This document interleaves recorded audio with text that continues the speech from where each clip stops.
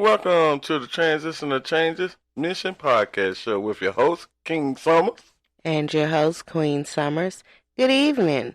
And we're glad that you are able to join us. And we'd like to thank you all for joining us. Yes, we do, because we got an exciting show tonight. We got a good topic, something that we all need to improve on, which is Prudence. Prudence is a form of self-discipline. Queen Summer's going to give you some questionnaires and everything to just get you tightened up for this topic, because it's explosive. It is very exciting and something, like we said, that we all need to work on. Okay, so what's the most undervalued, under-discussed commodity on the leadership stock exchange today? All right, to our audience, what's the item that is currently on no one's list of desired qualities in a leader that once would have been consistently in the top 4? It's not courage or willingness to risk every motivational speaker trumpets those. It's not humility or strength of will. It's not creativity, think of Steve Jobs, or unleashing core competencies, think Gary Hamel, or the capacity to persist in the face of crushing failure, think Winston Churchill or the Chicago Cubs or pretty much anybody on Dancing with the Stars. What is today's most undervalued leadership trait? It's prudence. What it means, the ability to govern and discipline oneself by the use of reason. An example of prudence is checking your bank account before you spend your money. The word comes from Old French prudence, 14th century, from Latin prudentia, foresight, sagacity, a contraction of providentia, foresight. It is often associated with wisdom, insight, and knowledge. And so we are here to gather that wisdom together. We all need this prudence to be improved within ourselves. And this a slack of words, is this an improvement of discipline, like Queen Summer said. So we pray with this exciting topic that we are appreciating that you are here to tune in with, to improve your discipline with us. To hear me and Queen Summers give some examples when we come back, talk about how we can improve this, give some insight on how we have improved this, and talk about the future network of Transitional Changes Mission. So stay tuned with us. Don't go nowhere. Gather the people, call them up, or just sit back and relax to your Transitional Changes Mission podcast show. Thank you so much.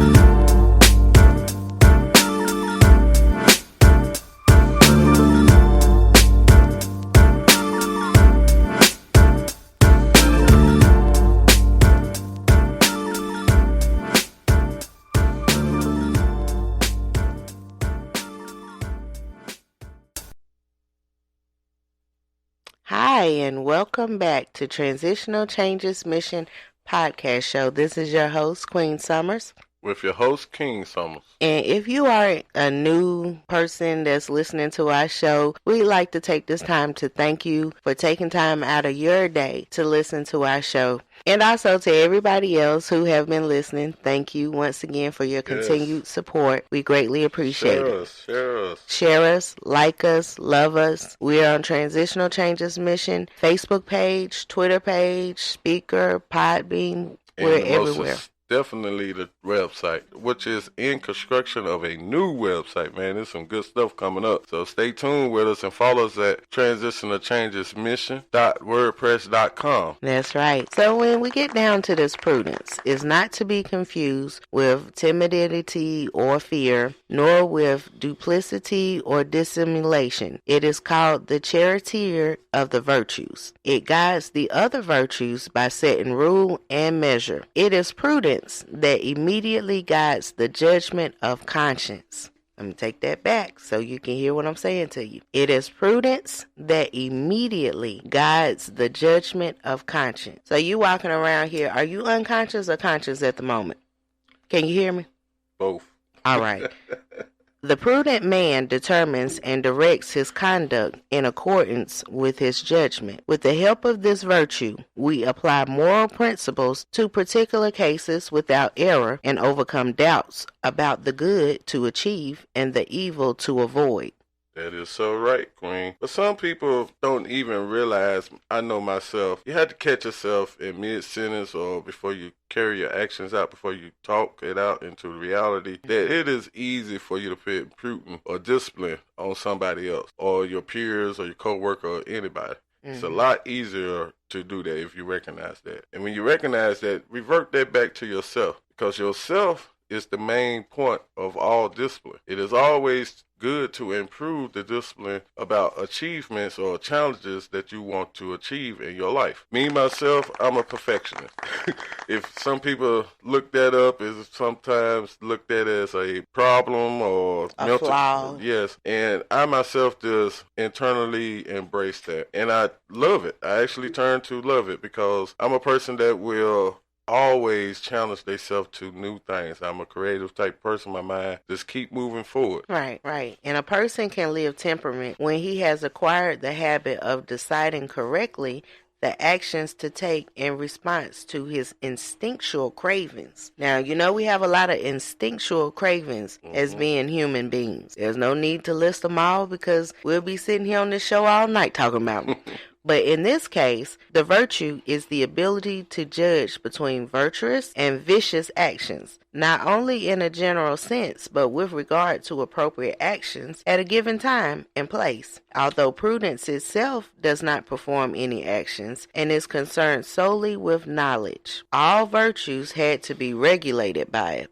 Well, I would say all virtues became to be having labels, and I think that's somewhat of a problem with a lot of people. They want to put too many labels on everything in life. And yes, it is categories of different labels of things that is in life, but I wouldn't stand on that because things are subject to change. Like you notice, every day is different. So I look at things a little different to a point to where I see people laboring things, but laboring things at their own cost. I mean, some people can label things that in a negative way, like a drug addict. But the logical way of looking at things, everything that is excessive to your body or whatever you do is abusive. Right. And you just got that main word abusive, but it's so many categories that come off of that. Like we got drug addicts, we got obesity. What makes it abusive? Yes. I get what you're saying. But it takes prudence to buy a car or a house and to make a good financial investment.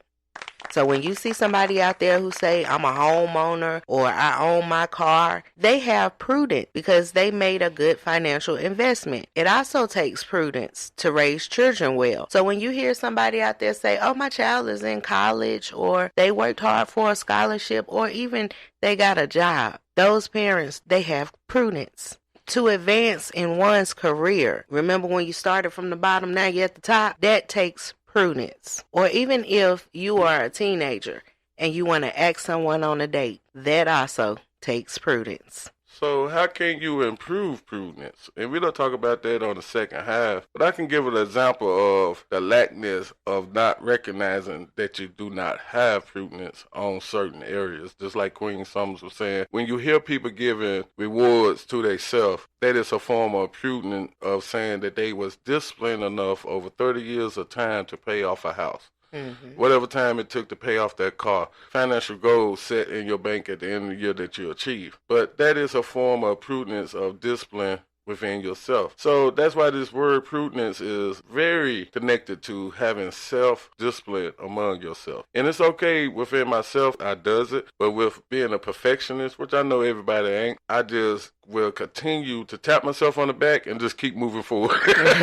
That's great. That's a great thing. In fact, I even anticipate it now. Yes. Prudence is a well-ordered reason applied to action so that we not only know the right thing to do, but also how and when to do it. There are 3 key aspects of prudence: counsel, judgment, and decisiveness. Each of these is necessary. Counsel is the crucial first aspect of prudence. But no matter how much one gathers information and thinks through a decision, unless he or she makes a good judgment and acts on it, then they do not have the virtue of prudence. We can be stubborn not only in driving a car, but also in the way we steer our lives. Some personalities are afraid to ask for help when things are not going well. They do not want to appear as if they do not know what they're doing. So rather than humbly seeking help, they plow ahead and give the appearance that they have everything in control, when clearly it's the opposite. For example, I seen Will Smith say something that was real good. He said, I hear people want to be at my status of being an actor. He said people lack prudence in their life or discipline in their life to get there. He said, I hear the cry for it, but I don't see the challenging, the muscle to physically get it done. And that involves having discipline. That's why we chose to have this show, to pray that we can help each other by you hearing our voice through this podcast show, to help anybody to improve their prudence within themselves. Maybe by you hearing some of the examples of me saying that I have lackness and discipline every day. Yes. So it's time to stop the imprudence. And when we come back, we'll have solutions to how you can achieve more prudence in your life and enhancing the lives of your family and everyone that is around you in your environment. Yes, because like we said in all our shows, as you come to be about knowledge, it is gained, but it is a breakdown, detailed process. That's something that everybody must recognize it. I mean, you have experience at work when somebody is explaining to you, and you have to do it this certain way. Everybody open up a box, don't read the directions. Go straight to fixing it. And I would say that by me doing that, I had to pull and find that instruction panel that I threw in the trash can to try to put it back together. I was saying all that. Recognize it's a process, and we are here for you, and you can always write to us about anything that is going on in your life to where we can improve or come together to a solution. And that way is to write us at tcmissionspeaks@gmail.com, or you can call us 910-985-9090. And we'll be back after this break. Thank you so much.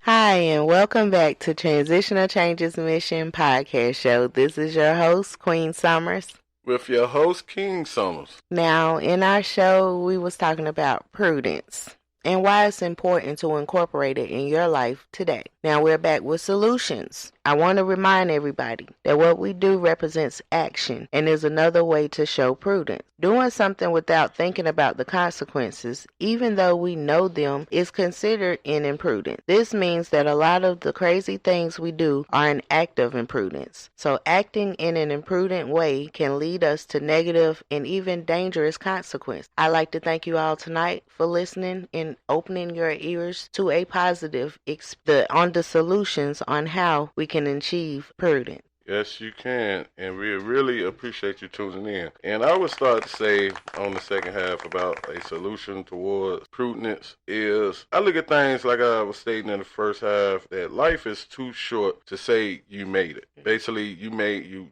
had a challenge, you got there, you achieved it, and that was it. I mean, I know everybody is not a perfectionist, but I know some things in life make people get comfortable and lose their way or get off track. And that takes discipline or prudence to stay on track. And that's why I try to say these things that hopefully can help both of us look forward to becoming more disciplined with ourselves in all areas. Mm-hmm. We all are different. What works for you might not work for me, but improvements works for everybody. That's right. And how you can do that, you got to recognize, what do you want to be better in your life? Well, I know that we have to focus on what we know. In order to be prudent, we can only use the information we have through memories, experience, and knowledge.